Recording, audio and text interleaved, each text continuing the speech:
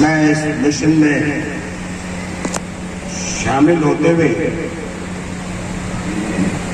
सबसे पहले मैं इस महान शक्ति, महापुरुष और संविधान के निर्माता बाबा साहब अम्बेडकर को याद करते हुए ये शपथ लेता हूं, आज जिस बहु समाज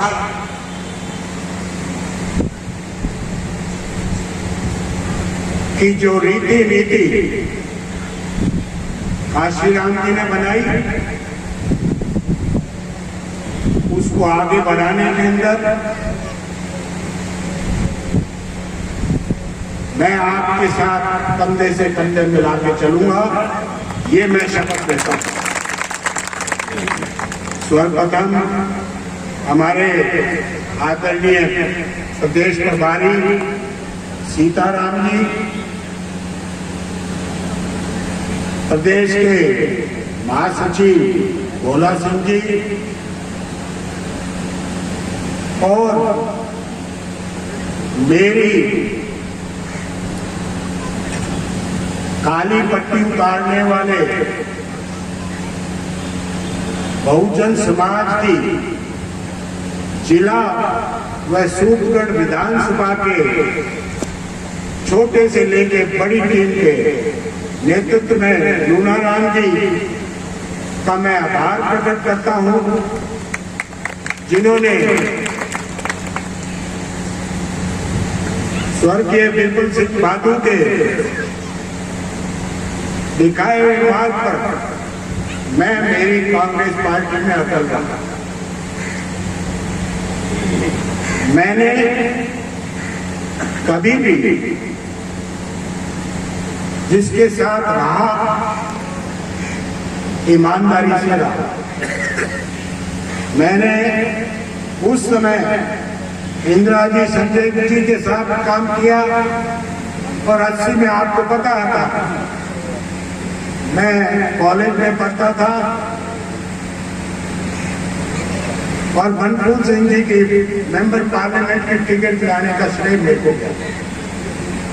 आप लोगों ने 52 से आज तक जो हमारे परिवार को श्रेय दिया है,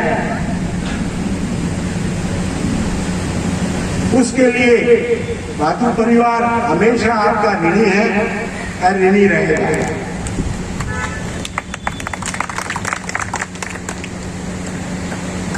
अब मैं कहां से शुरू करूं और कहां इसको बंद करना है? बहुत दिन में बहुत बातें हैं।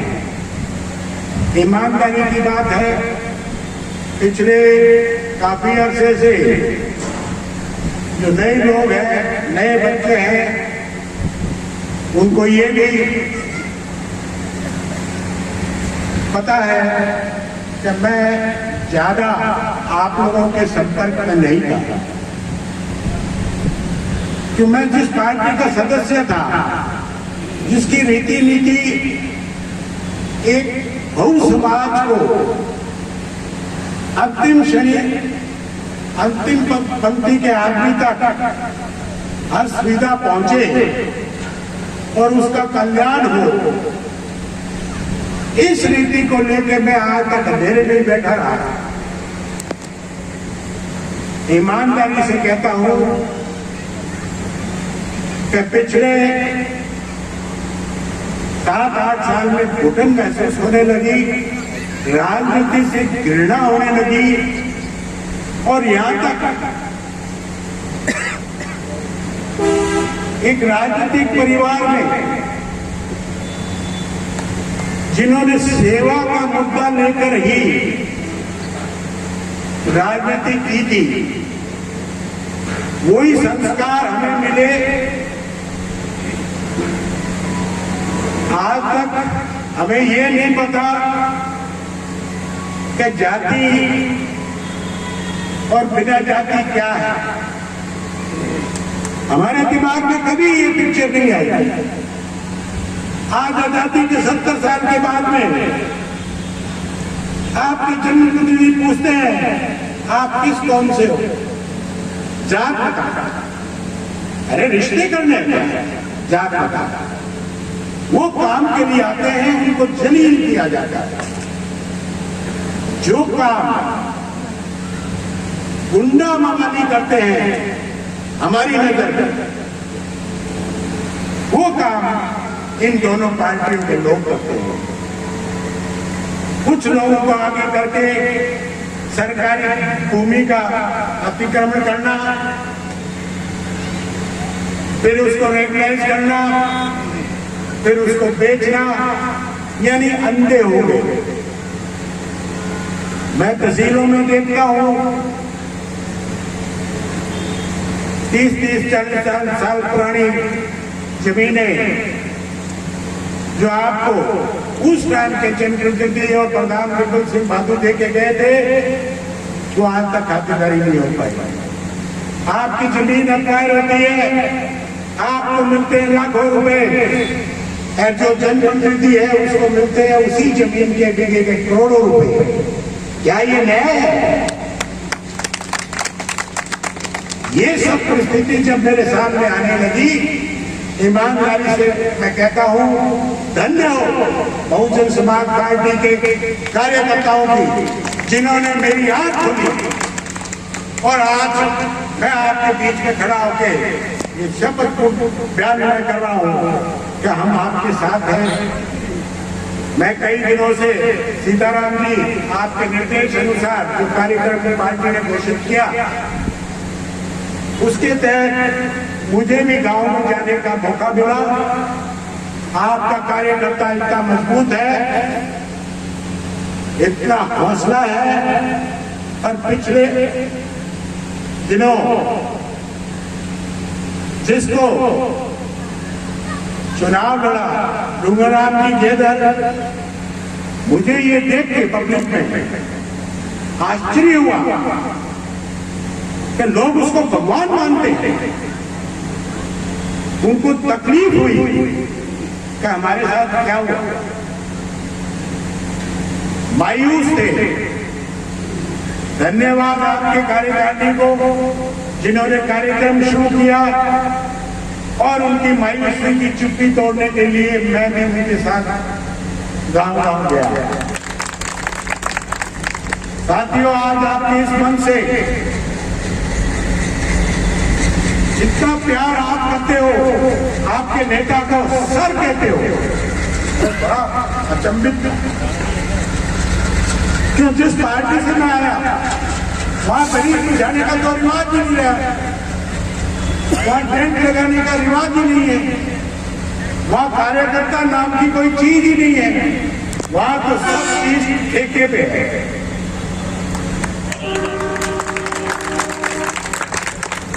कोई भी चीज है ठेका है, कार्यक्रम करना है, जीप वालों के नंबर है, हर गांव में गाड़ी है, डाले हैं, बसें हैं, बसें जिसकी रात होता है उसे बस अक्वायर कर लेते हैं और भीड़ इकट्ठी करते हैं।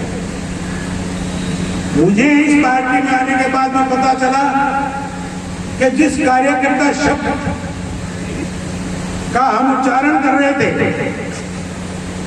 हमें तो उसका मतलब ही भूल गए थे। कार्यकर्ता मैंने इन 15 दिन में देखे जो अपनी मजदूरी से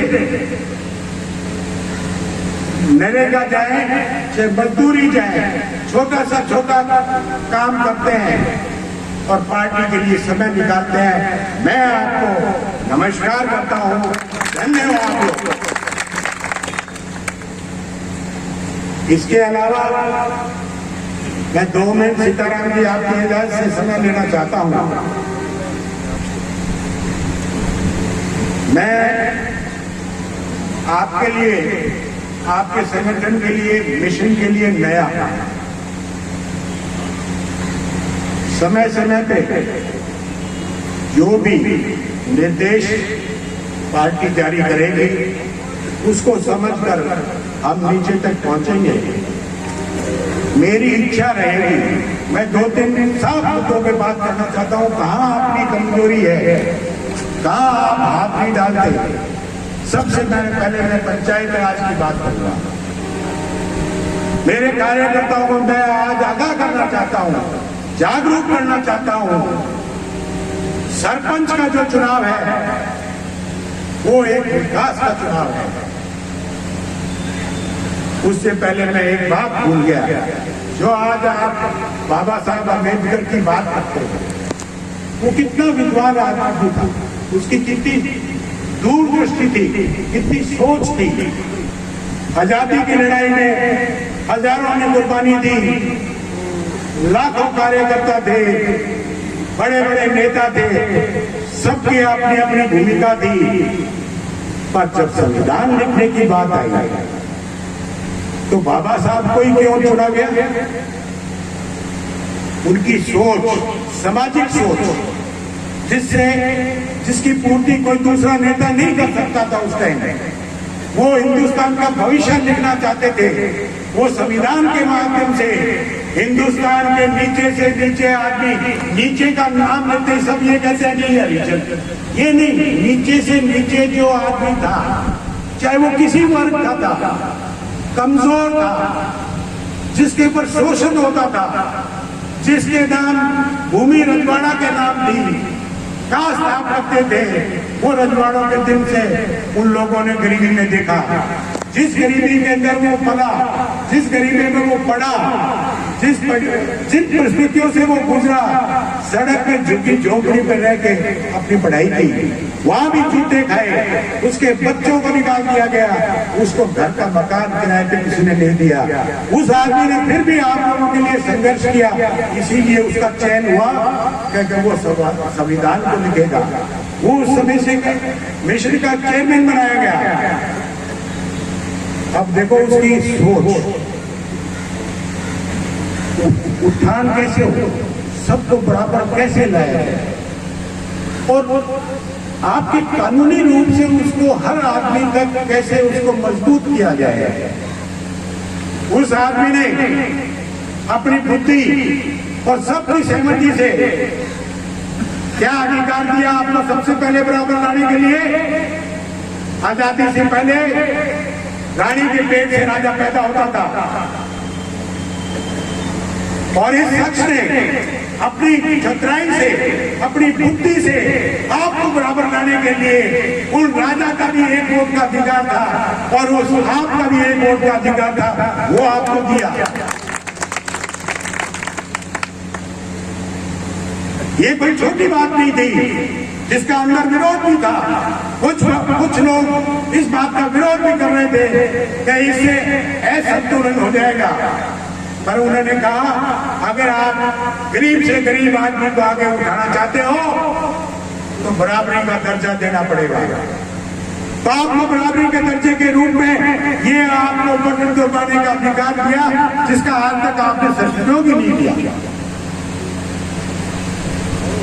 मैं एक बात आपको बहुत सही तरीके से कहना चाहता हूं। पंचायत के चुनाव में जब बात आती है तो आपको सबको पता है, मैं उसका वर्णन यहाँ नहीं करना चाहता। तो सारे अपने कपड़ों में नंगे, एक कड़वा सच है, आप संगठित होते नहीं हो, अपने को अलग अलग तरीके से दिखार देते हैं, और ये भी आप चयन नहीं कर पाते कि सच्चा आदमी कौन है जो अपने को आगे लेके चल सकता है। ये इस बार एक सौभाग्य की बात है गंगानगर जिले के, और दुर्भाग्य की बात है राज्य के लिए कि आज तक जिला परिषद के और पंचायत समिति के चुनाव नहीं कराए। उन्हीं के लोगों ने, उन्हीं के पार्टी के सदस्यों ने, मेरी पूर्व पार्टी के सदस्यों ने ही हाई कोर्ट के अंदर एक रिट लगा रखी थी, जो आज तक सरकार ने जवाब नहीं दिया, और आप इस चुनाव से महरूम हैं। क्या चालें हैं इनकी? मैं पहली बार आपको कह रहा हूं, पंचायत राज के अंदर प्रधान का पद, प्रमुख का पद बहुत महत्वपूर्ण पद है, पर उसको चुनता कौन है? डायरेक्टर। डायरेक्टर के माध्यम से आप प्रधान चुनते हैं, डायरेक्टर के माध्यम से आप प्रमुख चुनते हैं। ये पहली बार है जब आपका सरपंच और पंच का चुनाव इसके साथ नहीं लड़ेगा, वरना आप इसके अंदर फिर खड़ी ढोल देते। हकीकत कह रहा हूं, इस डायरेक्टर का चुनाव का महीना केवल और केवल प्रधान को एक बार वोट देना और उप प्रधान का दूसरे दिन वोट देना। भाइयों, आज आपकी शपथ लेके जाओ, अच्छे आदमी को अभी से निगम में से निकालो कि आने वाला डायरेक्टर अपना कौन होगा। इस चुनाव के अंदर उस डायरेक्टर के पास कहीं मोहर लगाने के लिए मोहर बढ़ा देगा तो कभी मोहर भी नहीं लगेगी, उसकी किसी थाने तहसील में मोहर नहीं लगेगी।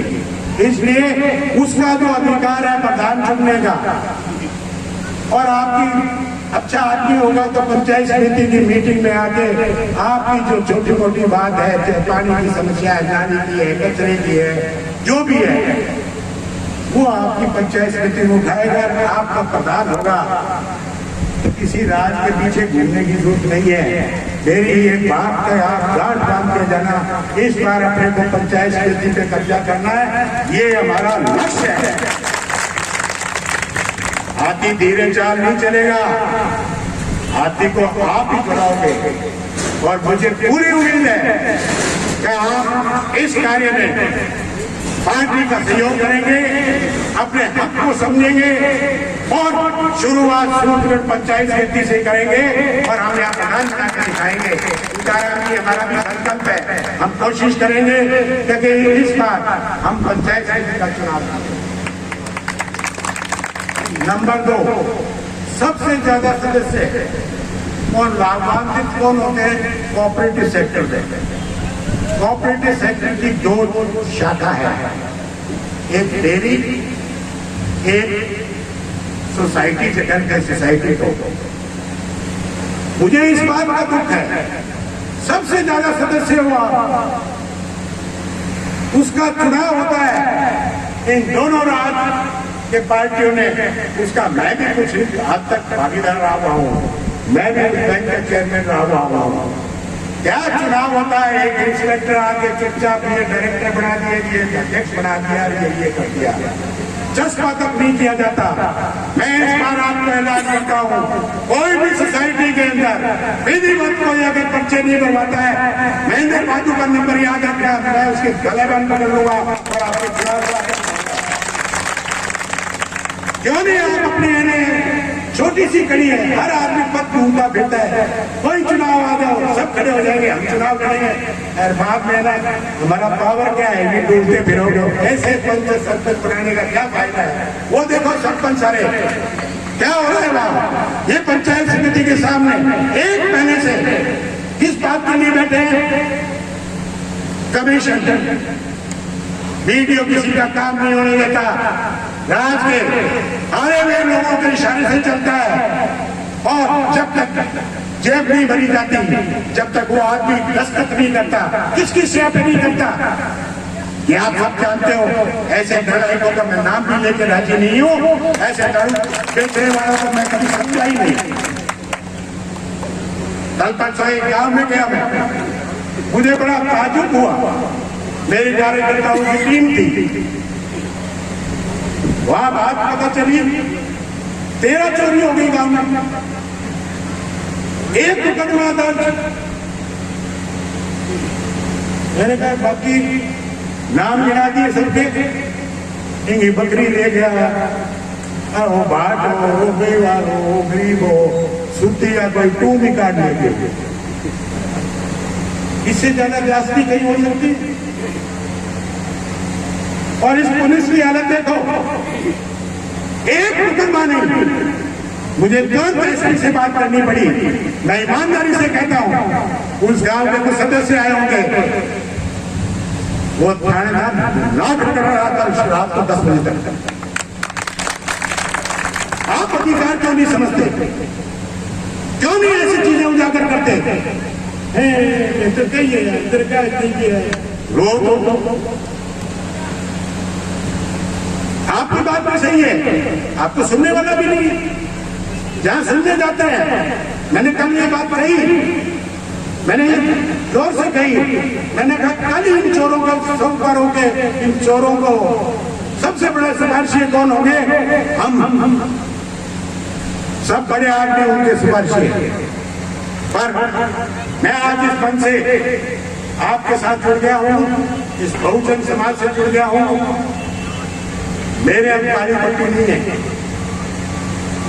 कोई भी अगर जांचती है हम आपके साथ मजबूती से खड़े रहेंगे, जिसका अचानक कुछ भी हो। अचानक क्या होगा यार, मैंने ये सारे देखे।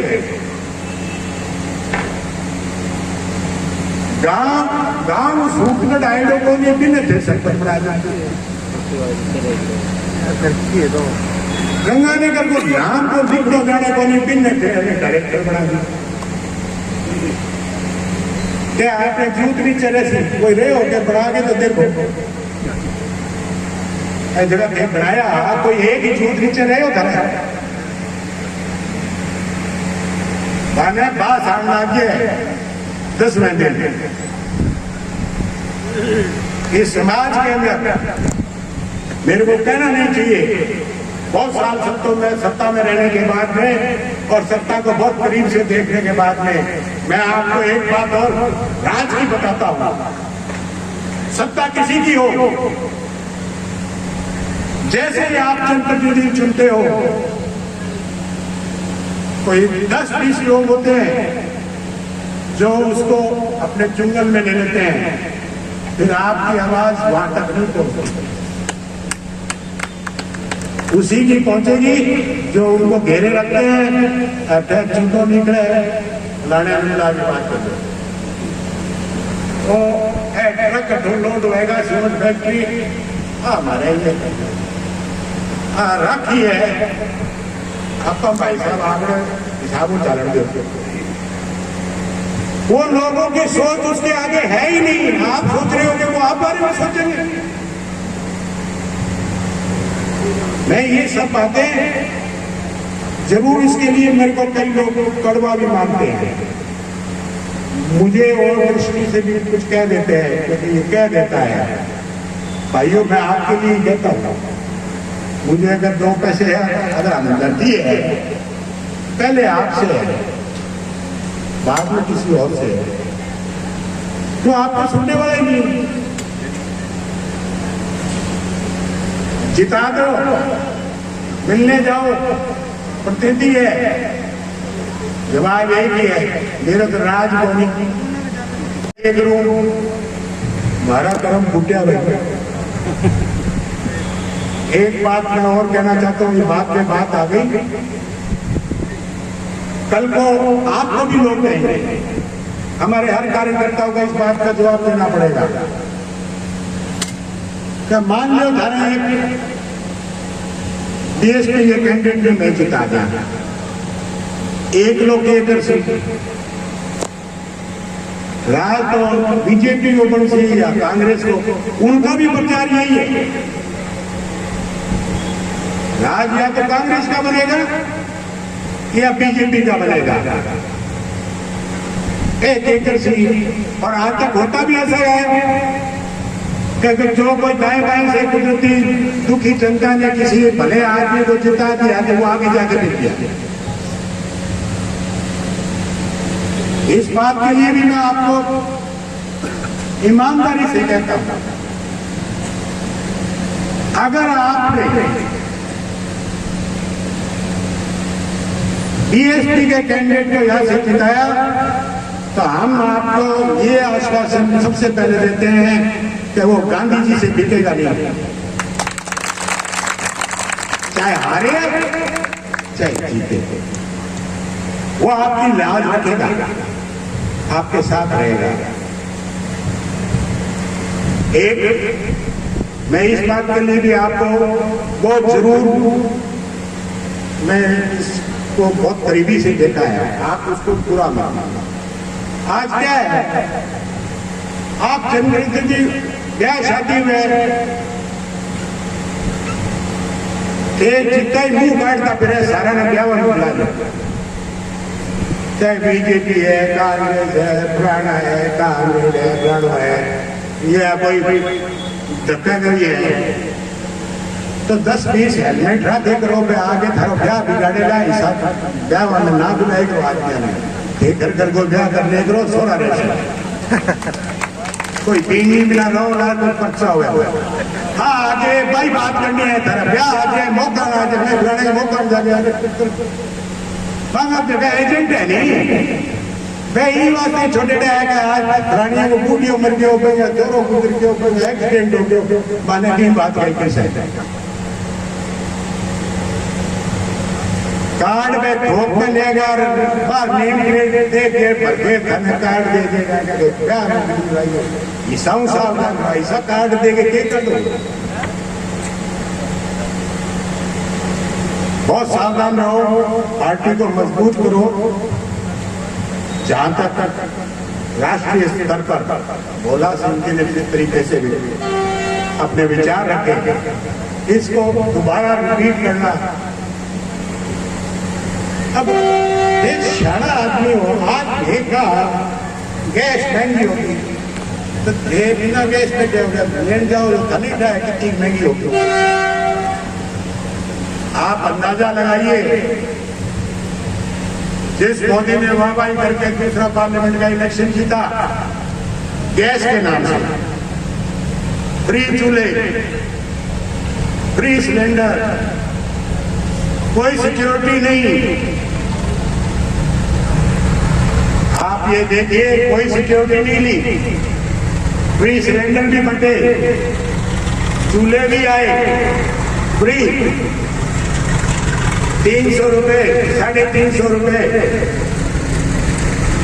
सिलेंडर के बढ़ा दिए एक सिलेंडर की सिक्योरिटी कितनी है 1800 साल में सिलेंडर एक गरीब से गरीब घर में कितने लगते हैं 6 तो सिलेंडर की कीमत किससे ली वो फ्री था या आपने पैसे दिए थे आपने पैसे वो तो 1 साल की बात है तो 7 साल हो गए अंदाजा नहीं लगाते आप मैं जब आपके पिछले एमपी के इलेक्शन थे नरनाड़ा घोड़ा काटा गया कौन सिटी ले जाओ कोई कौन ले जानी छोड़ दो ये सिलेंडर आ गया अब कीकर बार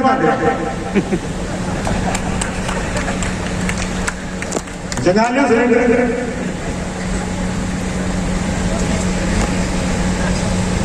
है इसमें कोई झूठ बात है क्या